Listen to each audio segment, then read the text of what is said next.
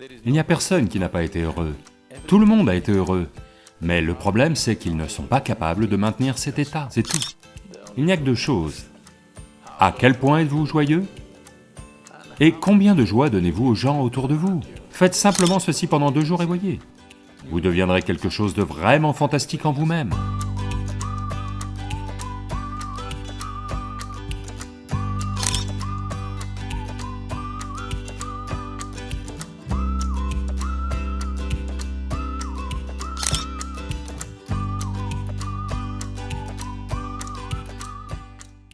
Qu'est-ce que le bien-être? Quand vous sentez-vous vraiment bien dans votre vie? Quand vous sentez-vous vraiment bien?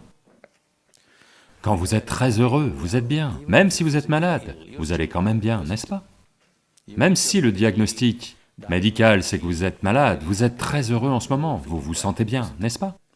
Donc fondamentalement, le bien-être est un certain niveau de joie, une certaine exubérance de la vie. Qu'est-ce que le bonheur? Nous pouvons dire que le bonheur est ceci, cela, mais en termes de vie, vos énergies vitales sont un peu plus exubérantes que d'habitude. La dépression signifie que vos énergies vitales sont devenues très basses et moroses. Le bonheur signifie que vos énergies vitales sont exubérantes. Il y a de nombreuses façons de décrire le bonheur. Mais seuls ceux qui sont heureux savent ce que ça veut dire d'être heureux. Il n'y a personne qui n'a pas été heureux. Tout le monde a été heureux. But the problem is they're not able to maintain it, that's all. Mais le problème, c'est qu'ils ne sont pas capables de maintenir cet état, c'est tout. Donc, vous n'avez pas à vous imposer des résolutions à vous-même. Juste de petits outils pour vous assurer que vous ne sombrez pas. Voyez, beaucoup de gens dans les affaires, ils pensent qu'ils ne tiennent leur compte que pour l'administration fiscale. Non.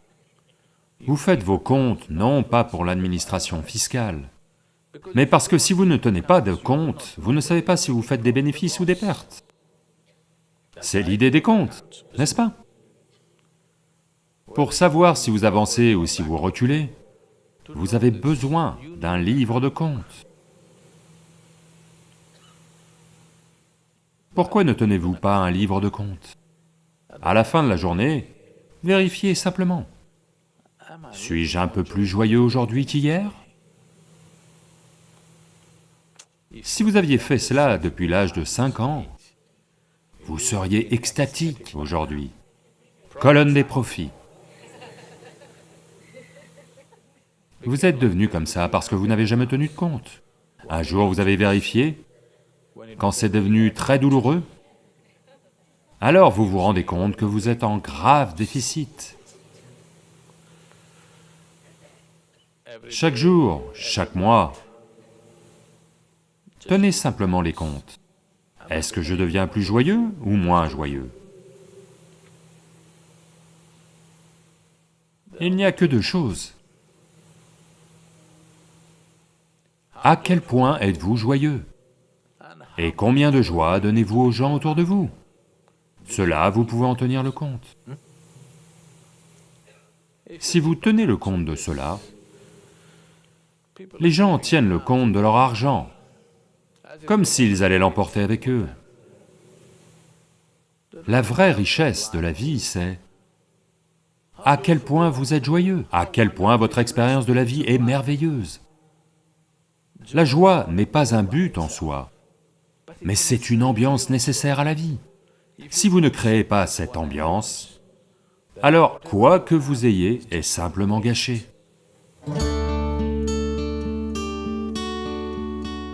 Demain matin, si vous vous réveillez... Non, ce n'est pas mon souhait, mais je veux que vous le sachiez. De toutes les personnes qui iront se coucher ce soir, plus d'1 million de personnes ne se réveilleront pas demain matin. Si vous et moi, nous nous réveillons demain matin, n'est-ce pas fantastique? 1 million de personnes ne se sont pas réveillées. Vous vous êtes réveillés, n'est-ce pas une chose merveilleuse? Vous n'avez pas l'air d'être convaincu. Parce que le problème, c'est que vous vivez avec l'idée que vous êtes immortel. Quand je dis que vous êtes immortel, ce n'est pas que vous pensez concrètement que vous êtes immortel, mais vous n'êtes pas conscient de votre mortalité. Si vous n'êtes pas conscient de votre mortalité, quelque part vous pensez que vous êtes immortel, n'est-ce pas? Combien de moments dans une journée êtes-vous conscient que vous êtes mortel? Si vous étiez conscient, auriez-vous le temps de tricher? Auriez-vous le temps de vous battre avec quelqu'un? Auriez-vous le temps de faire des bêtises avec votre vie? Si vous étiez conscient que vous êtes mortel, vous ne feriez rien d'autre que ce qui est absolument nécessaire pour vous et tout le monde autour de vous. Ne pensez pas que c'est une chose négative, la mort n'est pas une chose négative, c'est la seule chose qui ajoute de la valeur à votre vie. Si vous étiez ici pour toujours, vous seriez insupportable. Si vous prenez conscience de cette seule chose, que vous restez constamment conscient que je suis mortel, vous n'avez pas à penser « je vais mourir aujourd'hui », nous n'en avons pas l'intention, nous voulons vivre le plus longtemps possible. Simplement, vous savez que un jour je vais mourir. Chaque jour, à chaque instant, si vous vous rappelez, ceci est une vie brève, je suis mortel, un jour je prendrai fin. Faites juste cela pendant 2 jours et voyez. Vous deviendrez quelque chose de vraiment fantastique en vous-même, c'est tout.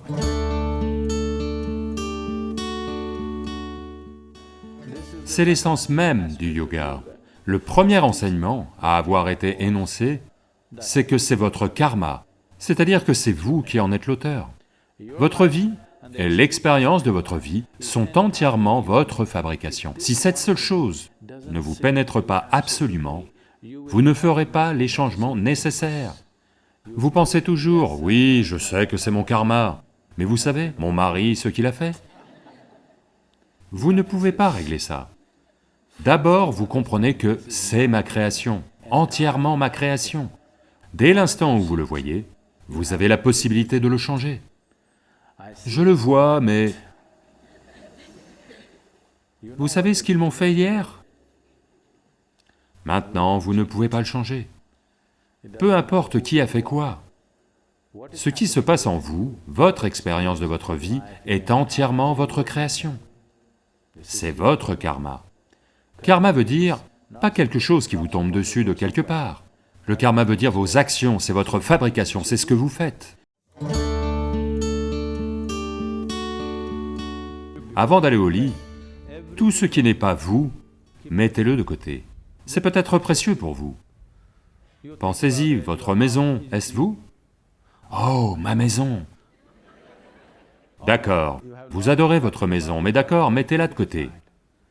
Votre mari, est-ce vous? Non, ça c'est facile, il n'est pas moi.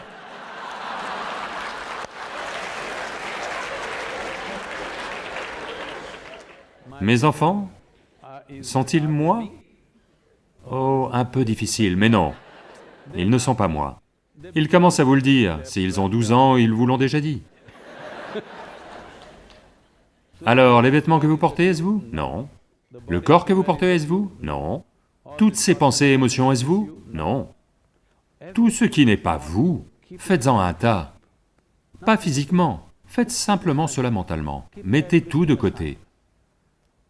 Laissez-moi voir. Chaque jour, vous pratiquez ceci. Un jour, lorsque vous réussirez à mettre de côté tout ce que vous n'êtes pas, ce que vous êtes sera là.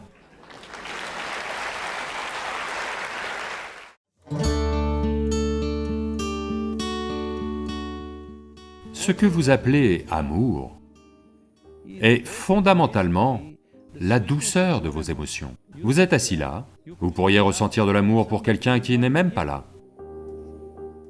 Donc ça n'a rien à voir avec personne. C'est juste la douceur de vos émotions.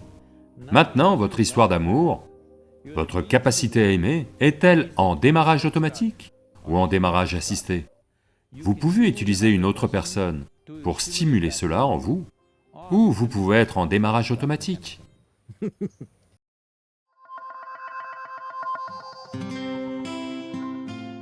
Voyez, quel est ce besoin d'amour chez un être humain? En permanence, un être humain aspire à être quelque chose de plus que ce qu'il est là maintenant. Le problème, c'est que vous voulez inclure quelque chose qui ne fait pas partie de vous comme vous-même, c'est tout l'effort. Si cela a lieu émotionnellement, sur le plan émotionnel, si vous essayez cela, on appelle ça une histoire d'amour. Vous essayez de rendre quelqu'un qui ne fait pas partie de vous une partie de vous-même, émotionnellement. C'est une histoire d'amour. Si vous le faites consciemment, on appelle cela yoga. 5 minutes chaque jour, allez vous asseoir avec quelque chose qui ne signifie rien pour vous. Peut-être un arbre, ou un caillou, ou un ver de terre, ou un insecte. Au bout d'un certain temps, vous verrez que vous pouvez regarder cette chose avec le même amour que vous portez à votre femme, mari, mère, enfant ou chien. Peut-être que le ver de terre ne le sait pas, que l'insecte ne le sait pas. Ça n'a pas d'importance. Si vous pouvez tout regarder avec amour, le monde entier explose en un magnifique phénomène pour vous. Vous réalisez que l'amour n'est pas quelque chose que vous faites, c'est la façon dont vous êtes.